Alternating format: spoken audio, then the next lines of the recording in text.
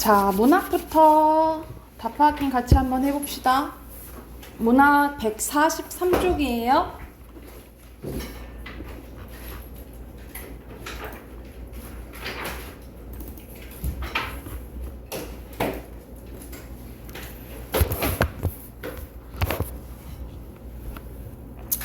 자, 143쪽부터 같이 이제 답 확인 한번 해볼게요.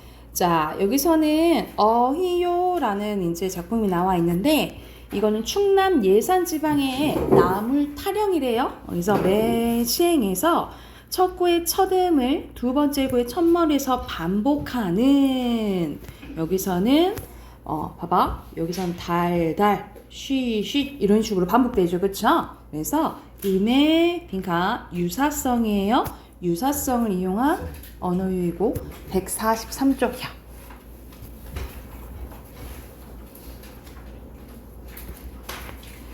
그리고 2번 가볼게. 여기서는 매야미의 매와 그리고 그 다음에 맵다 나오잖아요, 그치? 그래서 맵다의 맵은 음이 유사하고, 쓰르라미, 여기서는 쓰르라미 나오죠, 그쵸? 쓰르라미의 쓰와 쓰다의 쓰는 음이 동일한 것을 이용한 언어유희라고 보시면 되겠고요. 그러니까 뭐가 이제 반복되는지를 찾으면 되겠지, 그치? 자, 그리고 여기서는 기형도 이제 시가 나와 있는데, 나는 먼지방에 있었는데 먼지의 방, 이런 식으로 또 반복이 돼요, 그죠? 그래서 밑에 먼지의 방 쓰시면 되고, 그래서 띄어쓰기와 발음의 유사성을 활용한 또 언어유희가 사용됐다라고 보시면 되고. 자, 4번 갈게요. 뼈에 저리도록 생활은 슬퍼도, 슬프다 했잖아, 그치? 근데 여기서는 또 좋다라고 나와 있네. 이거는 어울리지 않는 단어가 연달아 왔잖아, 그쵸? 말이 모순되죠? 그래서 대표적인 역설법이고요. 5번 가볼게요. 어디에 역설적 표현이 사용됐냐면, 힘겨운 세상에도 아름답게 표현하는 서민들의 삶에 대한 애정을 드러나는데, 이게 마지막에 차가운 아름다움에서 느낄 수 있다라고 보시면 돼요. 그래서 빈칸 차가운 아름다움 쓰시면 되고요. 자, 6번 갈게요. 자, 서울로 가기 위해서 서울을 떠나려고 한다는, 서울에 가기 위해서 서울을 떠난대. 말이 안 되잖아, 그치? 대표적인 역설법이고요. 7번 가볼게요. 산에서도 오히려 산을 그린대. 그러니까 나는 산에 있어. 그러니까 산에 있는데도 산에서 오히려 산을 그리워한다라는 거잖아, 그치? 이것도 대표적인 역설법이죠. 그래서 산을 그리워하며 자연에서 뭐 살고자 하는, 근데 여기선 되고자 했잖아, 그치? 자연의 하나가 되는 동화 쓰시면 돼요. 동화되고자 하는 화자의 태도를 강조하고 있다라고 보시면 됩니다. 뒤로 넘겨서, 자, 8번에 타고 남은 재가 돼버렸다, 그치? 근데 다시 기름이 된다라고 나와 있네요. 이건 대표적인 역설법이죠, 그쵸? 여기서는 역설법인데, 다시 죽어도 다시 살아나는, 우리 불교적 용어에서 우리가 지금 살고 있는 것은 현세고, 우리 여러분 전생 들어봤지, 그치? 전생이 있고 나중에 내세, 이게 이제 돈다라고 하거든요. 이것을 윤회사상이라고 해서 불교의 윤회사상이 반영되어 있다라고 보시면 되고요. 자, 9번 가볼게.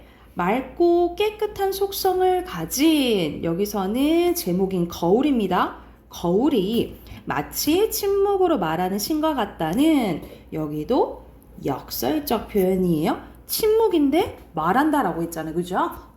그래서 여기서 역설적 표현을 알 수 있고. 10번 가볼게요. 화자는 무엇을 감내하냐면, 봐봐, 괴로움에 짐짓 웃는다라고 얘기했잖아, 그치? 그리고 오히려 슬픔이 아름답다라고 하는 거잖아요. 그래서 고통을 감내하는 삶의 자세를 또 역설적으로 표현했다라고 보시면 되고요. 11번, 이거 대표적인 소리 없는 아우성, 역설법이죠. 그래서 빈칸에 소리 없는 쓰시면 돼요. 소리 없는. 자, 12번 가볼게요. 12번.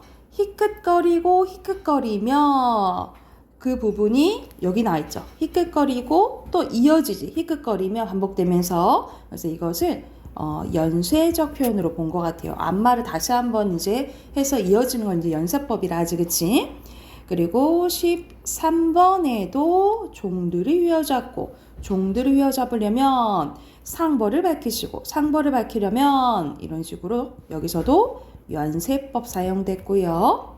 14번입니다.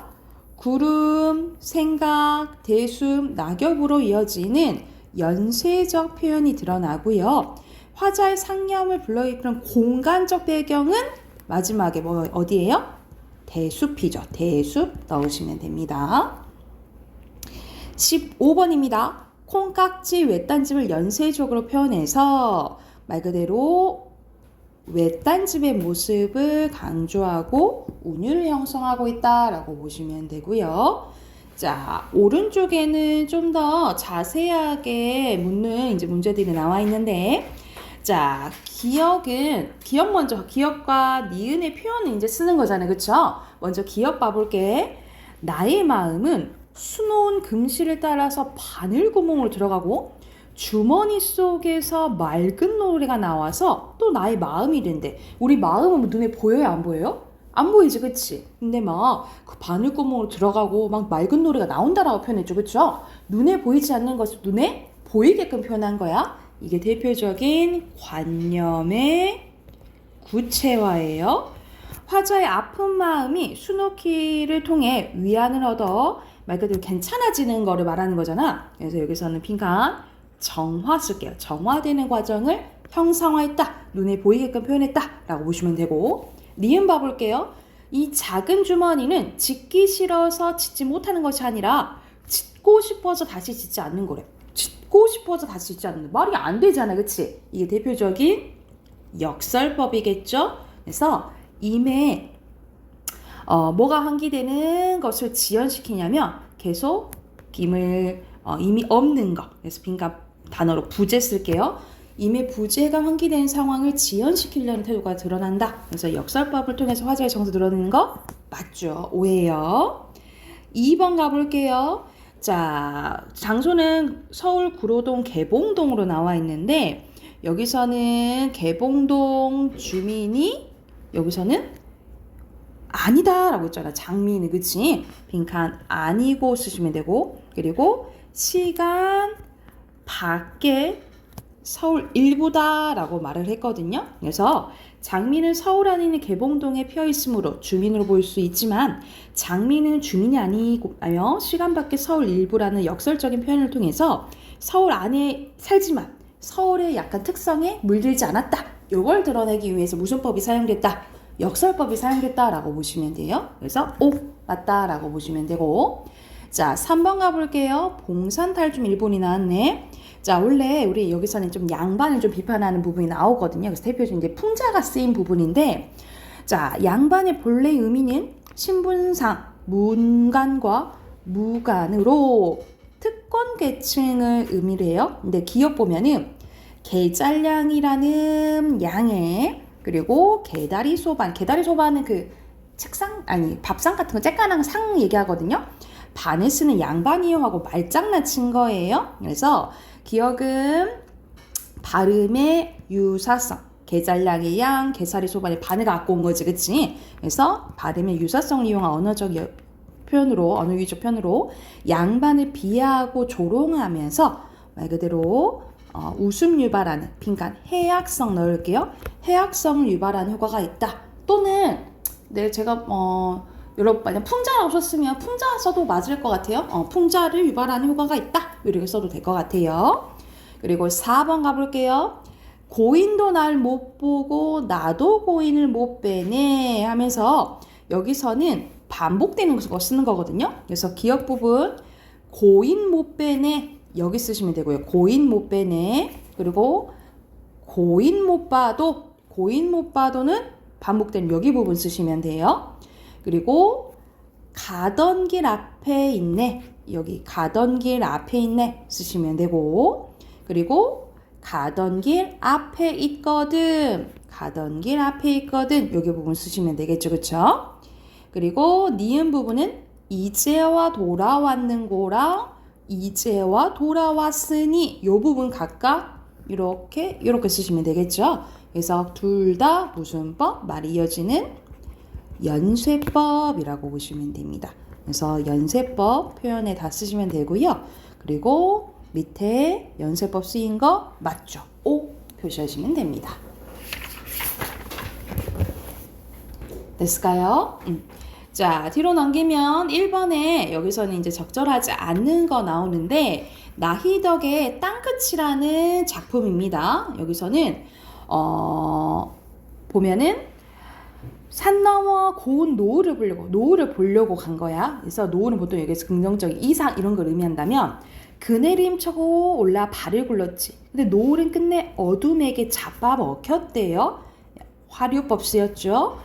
나를 태우고 날아가던 그네줄이 오랫동안 삐걱삐걱 떨고 있었대. 그러니까 나는 바라던 거 있었는데 그게 이루어지지 않은 거예요.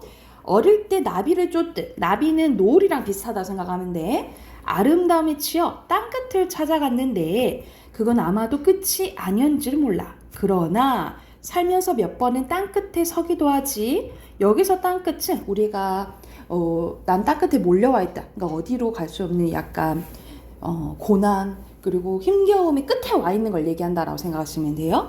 파도가 끊임없이 땅을 먹어 들어오는 막바지에서 이렇게 뒷걸음질 치면서 말이야. 살기 위해서 이제 뒷걸음질 많이 허락된 것이라고. 파도가 아가리를 쳐들어 달려드는 곳 찾아 나선 곳도 아니었지만 끝내 발 디디며 서 있는 이 땅의 끝. 그런데 이상하기도 하지. 위태로움 속에 오히려 아름다움이 스며있대. 이게 대표적인 역설법이에요. 그러니까 이건 뭔 거야? 아무리 절망적인 상황이어도 뭐는 있다? 희망은 있다. 이런 의미라고 보시면 돼요. 땅끝은 늘 젖어 있다는 것이 그걸 보려고 또 몇 번 여기에 이른다라는 거예요. 그래서 쉬어 해석했을 때 여기서 알맞지 않은 것은 3번이거든요. 이연에서 땅끝은 선생님이 세모 쳤죠. 그쵸? 그래서 여기서는 인생의 고난이나 절망을 의미한다 라고 보시면 될 것 같아요. 이상적인 공간 여기서는 아니야. 그리고 2번 가볼게요. 2번에 알맞지 않은 것 대표적인 여기서는 역설법이거든요. 님은 갔대. 사랑하는 님은 갔대. 근데 마지막 미음 봐봐. 님은 갔대. 하지만 난 님을 보내지 아니야 했대. 그러니까 그만큼 님을 보내고 싶지 않은 마음을 강조한 거잖아요. 그쵸? 그래서 여기서 대표적인 역설법인데요. 여기서 알맞지 않은 것은 3번이거든요. 3번 디귿 봐봐. 나는 향기로운 님의 말소리에 귀가 먹고, 자, 말소리를 향기롭다 표현한 거잖아요. 그치? 여기서는 뭐 청각의 후각화 뭐 이렇게 볼 수도 있고, 꽃다운님의 얼굴에 눈이 멀었대요. 그래서 여기서는 뭐 비슷한 문장 구조 반복되는 뭐 대구법 이렇게 볼 수 있을 것 같고요. 또는 꽃다운 향기로운 말에 귀가 먹고 꽃다운님의 얼굴에 눈이 멀었다 했잖아요. 그치? 역설법으로 볼 수도 있겠네요. 그쵸? 근데 여기는 전혀 연쇄법 없어요. 그래서 3번입니다. 자, 마지막 147쪽 봐볼게요. 여기서는 고전소설 중에 옹고집전이 나와 있네. 여기서 옹고집전은 말 그대로 대표적인 권선징악을 나타내는 소설 중에 하나거든요. 내용 일부분 봐볼게요. 옹정, 옹연, 옹진골 다 옹으로 시작하지. 옹으로 시작하네. 그죠? 옹당촌에 한 사람이 있으래. 성은 옹이요. 명은 고집이라. 그래서 이름이 옹고집이라 이 말이야. 성벽이 고약하여 풍년을 좋아 아니하고 심술이 맹랑하여 매사에 마음이 삐뚤어진 고집으로 하더라. 그래서 성격이 별로 안 좋은 거예요. 그래서 여기서는 옹옹으로 시작하는 언어 유사성, 언어 유희가 쓰였다라고 보시면 될 것 같고요. 일이 났어, 아쉽니 일이 났어 이런 식으로 반복이 되지 이런 것들이 약간 판소리적 문체라고 보시면 돼요. 사랑에서 일이 났어. 우리 댁 좌수님이 둘이 됐다라는 거. 그러니까 옹고집이 갑자기 2명이 된 거예요. 보는 바 처음이라 가중에 이런 면이 세상에 또 있는가. 마누라님 이 말 듣고 대경실세가며 에고 이게 웬 말이냐. 너의 자수님이 중을 보며 결박하고 악한 형벌이 무수하고 불도를 능멸하며 80당년 늙은 모친 박대한 죄가 없을 소냐. 이런 식으로 엄청나게 악행을 저지러 온 거야. 지신이 발동할 부처님이 도술하여 하늘이 주신 죄를 인력으로 어떻게 하겠냐? 춘다놈이 바삐 불러서 네가 나가 진리를 알아오느라 어떻게 된 건지 좀 알아와봐 하고 시키는 거야. 춘다놈이 바삐 나와 문틈을 내다보니 네가 온가다 내가 온가다 하며 서로 호령하니 언어동정 이목구비 두 자수 똑같으니 춘다놈이 하는 말이 수지오지 자웅이라 걔 누가 알아볼까? 못 알아보겠어요 라고 한 거야. 며느라가 여쭤오니 집안의 변을 보면 무슨 채모 있으리까? 사랑문을 열어가 허웅가는 여기서 가짜 허웅이에요. 아가 자세히 들어보아라. 창원 마산포에 너의 신행을 올제 기마 10여필을 온갖 김을 실어두고 나는 후비하여 따라올제 상사만 필 두동거를 실은 것이 모두 다 파삭파삭 절단나서 노동이 한복판에 떨어져 쓰지 못하고 벽장을 넣었으니 그도 또 헛말이냐 너에겐 나로다 그런 일 있었잖아 하면서 이 가짜 헝이 얘 진짜처럼 이제 얘기를 하는 거야. 실온가가 진짜 온가가 아이고 저놈 보소 내가 할 말 지가 하고 있네. 에고 일 어찌하리 새아가 내 얼굴 자세히 봐라. 네 시합에는 내가 아니냐. 며느리 여쭤오되 우리 아버님을 두상에 금이 있고 금 가운데 백발이 있사오니 그 표 보사이다. 그 표시를 한번 봅시다. 실온가 나앉으면 머리를 붙여 표를 배우니 그 대가리 단단하여 성고수를 찌르어도 오란점 많이 날래라. 허운가 나앉으면 요술을 부려 흰털을 빼앗다가 저의 머리에 붙이니 자 요술을 이렇게 부린 거야. 이게 비현실적인 요소죠. 비현실적인 요소가 나오고 같은 말로 전기적인 요소라고 보시면 돼요. 실온가의 표는 쓸데없고 허운가의 표가 분명하다. 며느라가 내 머리 자세히 보아라. 우리 시아버님이네요. 이렇게 된 거야. 그래서 이제 나중에는 이제 이 진짜 옹고집이 이제 쫓겨나가지고 이제 순환을 당하는 이제 내용이 나와요. 그래서 옆에 분석된 거 빈칸 넣어보면 옹고집을 옹진거리 부자로 부유하지만 인색하며 불도를 능멸하고 부모에게 왼쪽에 보면은 부모를 늙은 모친을 막 박대했다 했잖아. 그래서 말 그대로 불효를 했다라고 보시면 되고요. 빈칸 불효예요.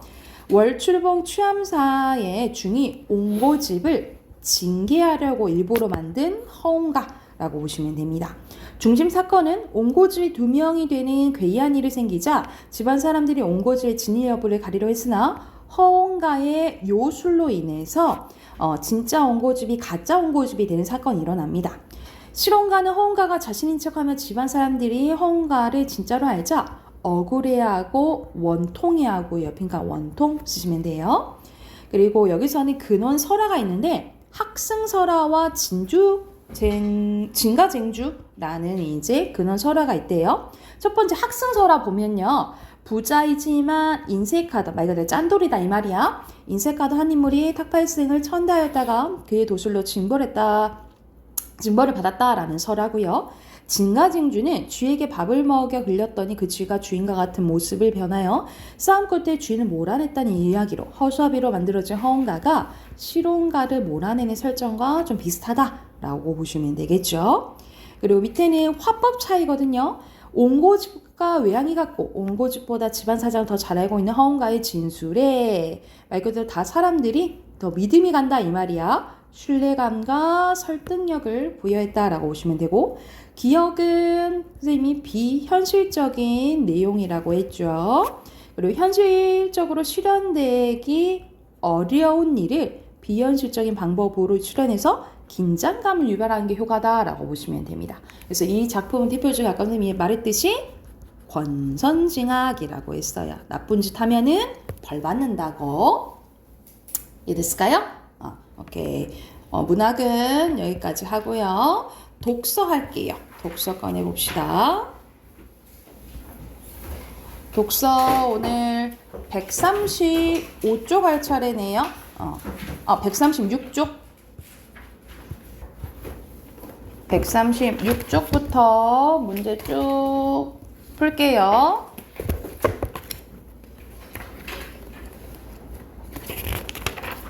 141쪽까지 풉시다.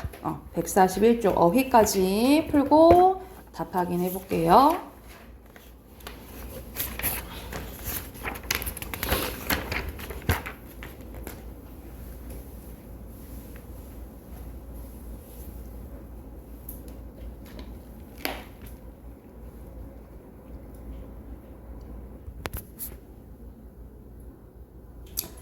자, 같이 한번 봐봅시다. 136쪽. 여기서는 법조문 해석하는 게 나오죠. 그래서 크게 세 가지 나오는데 물리적 해석 방법, 역사적, 그리고 목적론적 해석 방법에 대해서 나오고 법의 흠결에 대해서 나오잖아요. 그쵸? 자, 빈칸 확인해 볼게. 1번에 문법적이고요. 그래서 말 그대로 문자의 의미나 아니면 문장의 구조를 기반으로 이제 해석을 하는 거야. 그리고 2번에 의사, 그리고 3번에 의미, 4번에 탄력적이에요.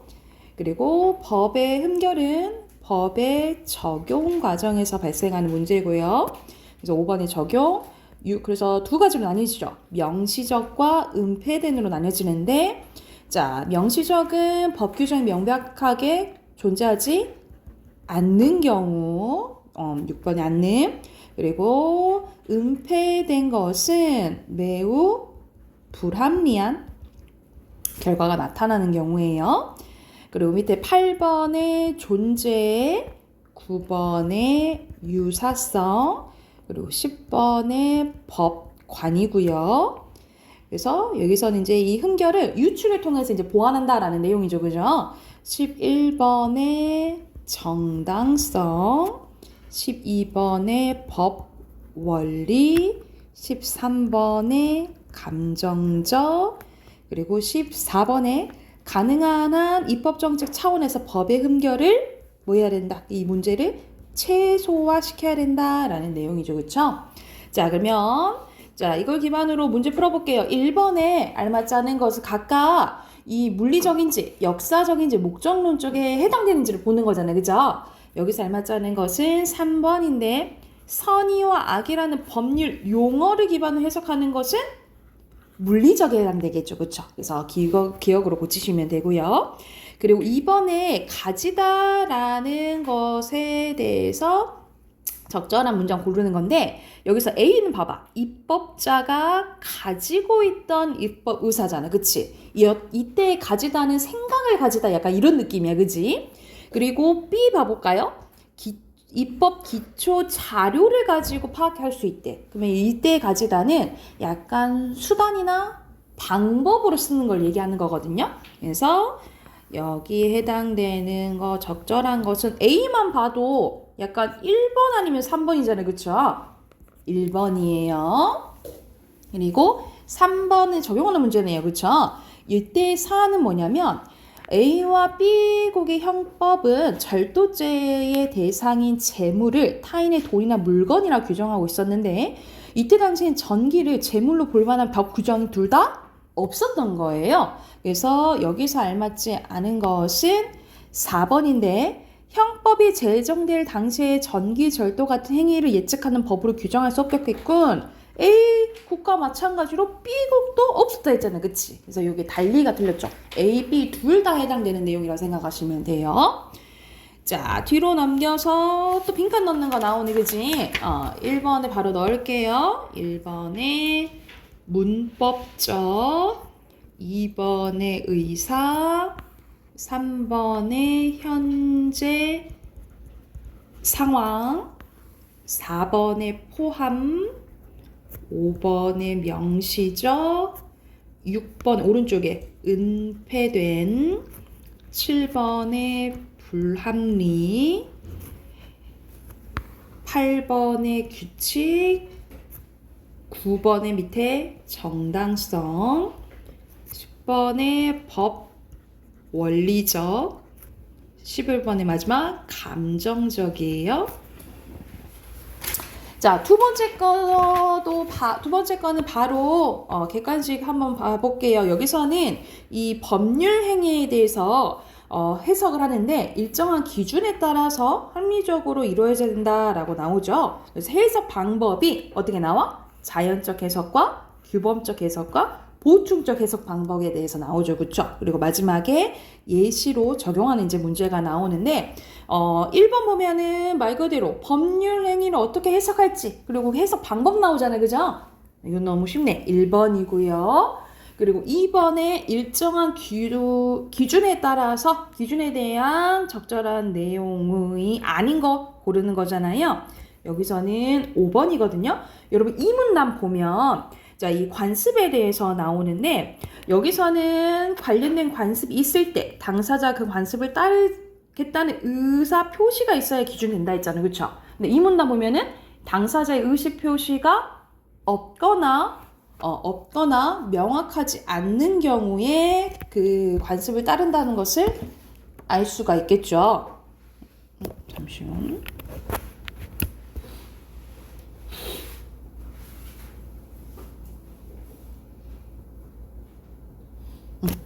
했죠? 그래서 여기서는 문제 완전 틀렸지, 그치?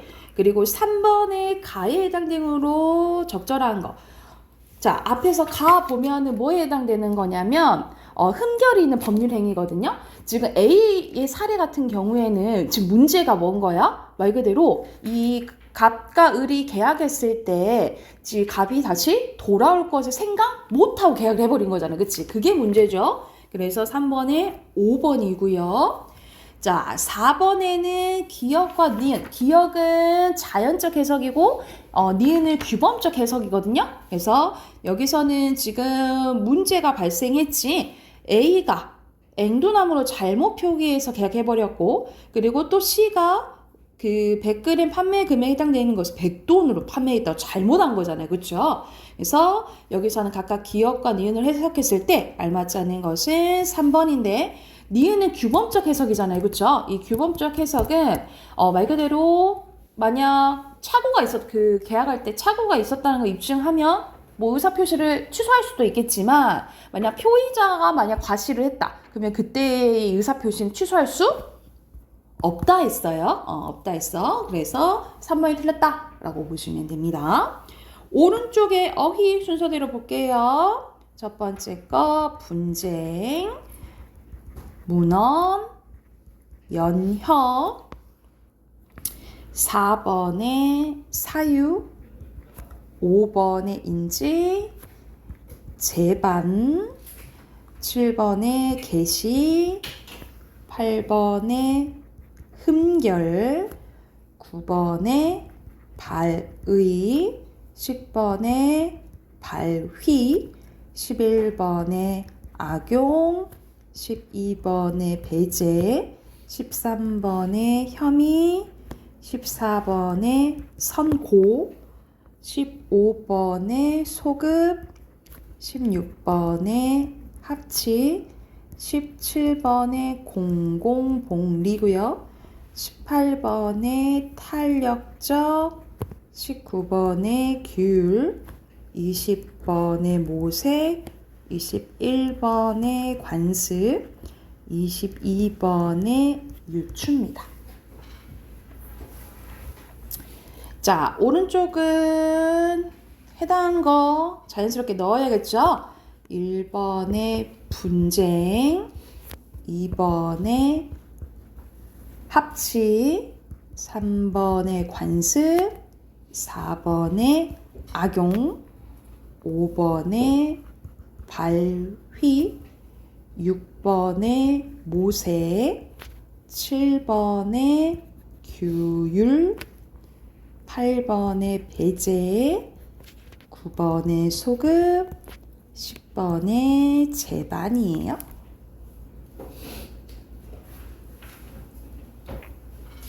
됐나요? 자, 마지막으로 우리 문법 숙제 있었죠? 문법 답 확인하고 선생님 오늘 마무리할게요. 296쪽입니다.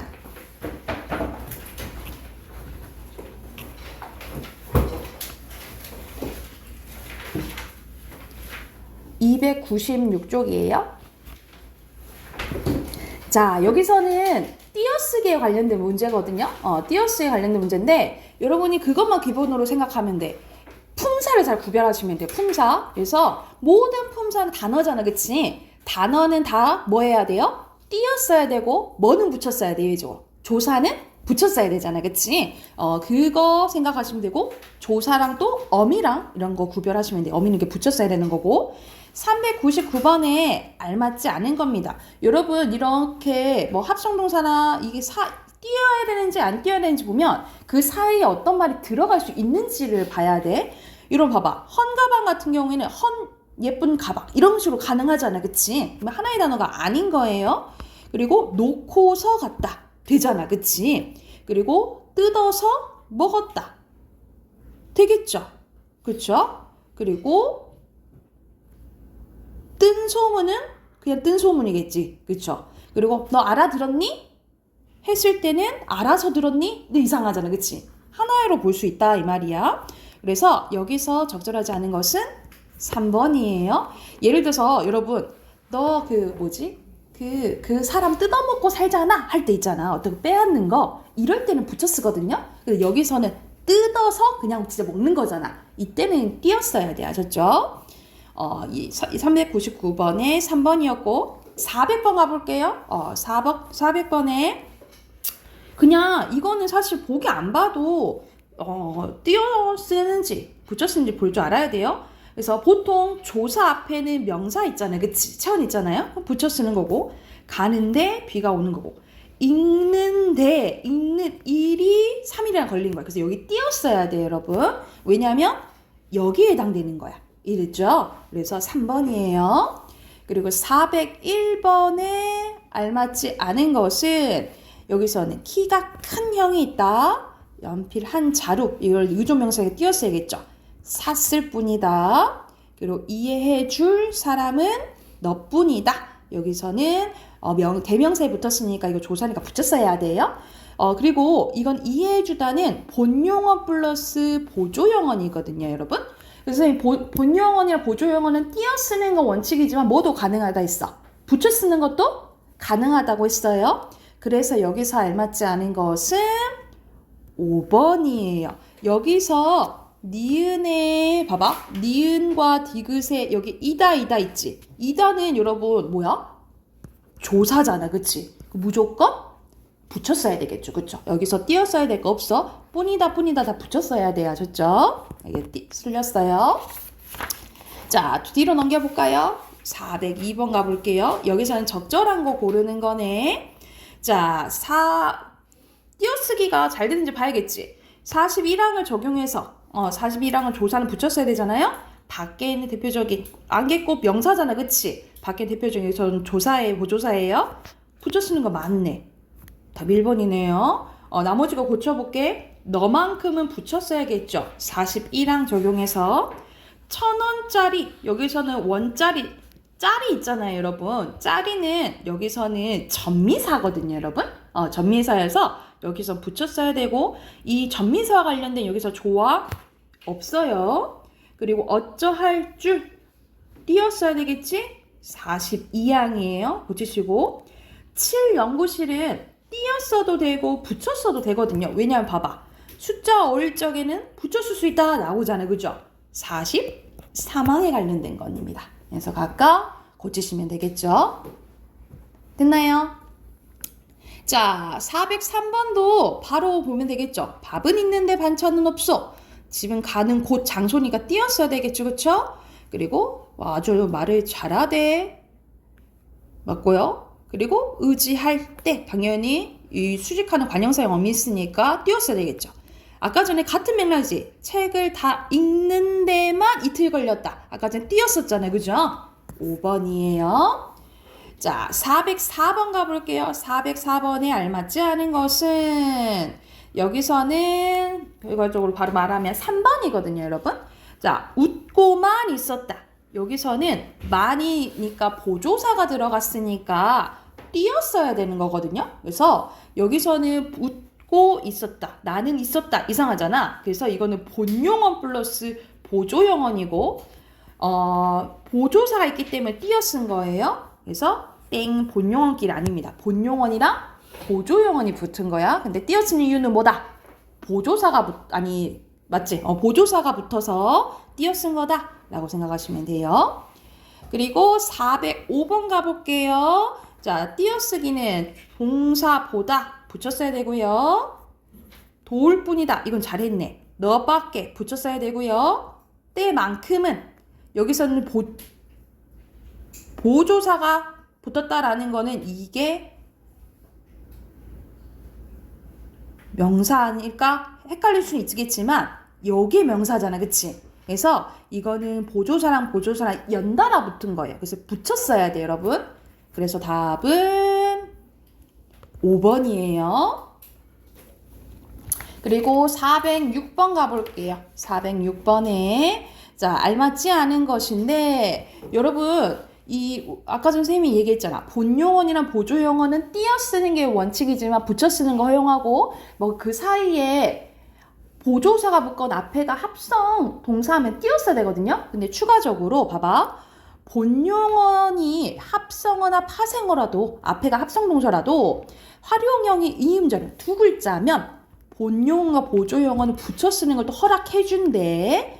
그리고 본용언 뒤에 보조용언이 거듭 나타나는 경우는 앞에 보조용언이 본용어에 붙였을 수 있대. 그러니까 말 그대로 보조용언이 두 개 나타날 수도 있는데 그러면 예를 들어서 본용언 플러스 보조용언 플러스 보조용언이 나오면 요거 두 개 붙이는 거 허용해준다 이 말이야. 이해됐어요? 그럼 봐봐. 자,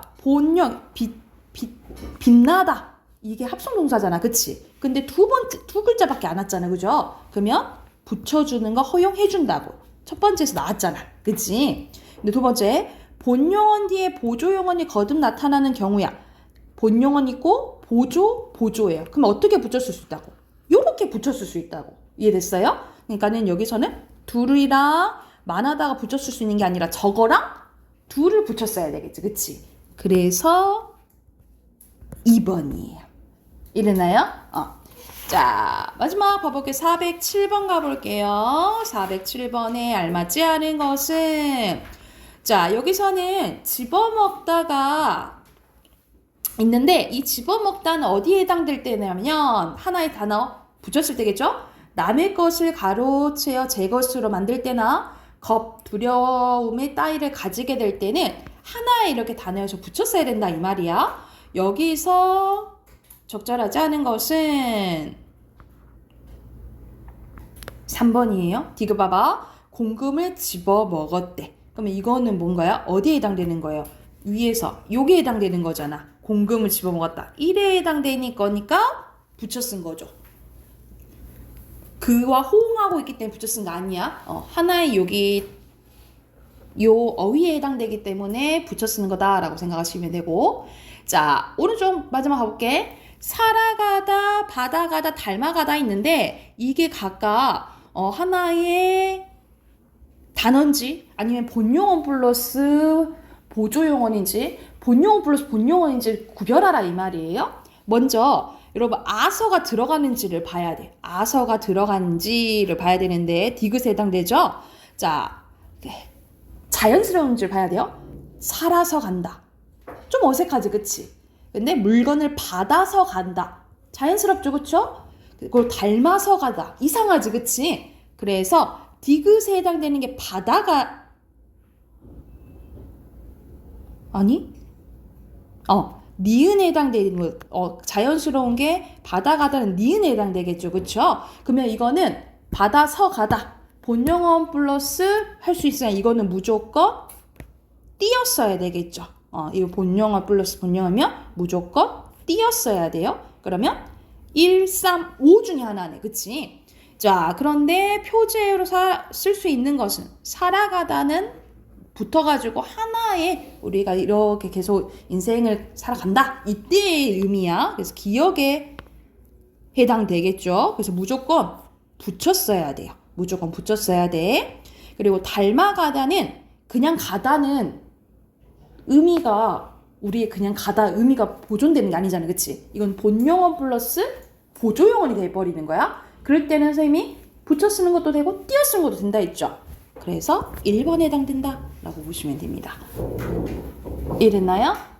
자, 우선 여기까지 하고 내일은 여러분 그거 볼 거예요. 모의고사 볼 거예요. 월말 평가 겸 모의고사 볼 거예요. 그래서 내일은 좀 가볍게 오시면 됩니다. 그래서 틀린 단어 있으면 그것만 써오세요. 아셨죠?